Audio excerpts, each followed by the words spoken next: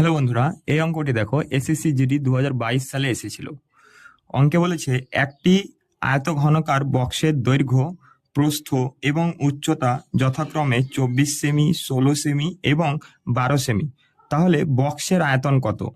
Option দিয়েছে 4644 ঘন semi, 4612 ঘন সেমি, 4608 ঘন সেমি, 4632 ঘন সেমি।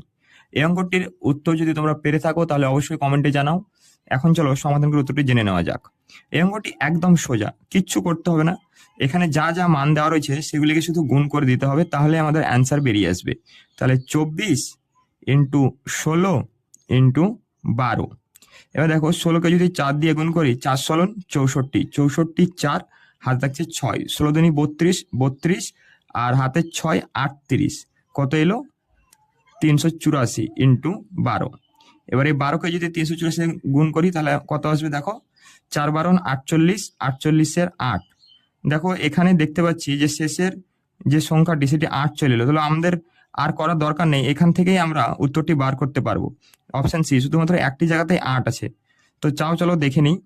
তাহলে 4 12 48-এর 8, হাতে থাকছে 4, 8 12 96, 96 আর 4-এ হয়ে যাচ্ছে আমাদের 100, তাহলে 100 শূন্য, হাতে থাকছে 10, 3 12 36, 36 আর 10 46, 46 ঘন সেমি। তো দেখো উত্তর বেরিয়ে এলো আমাদের অপশন সি, 4608 ঘন সেমি।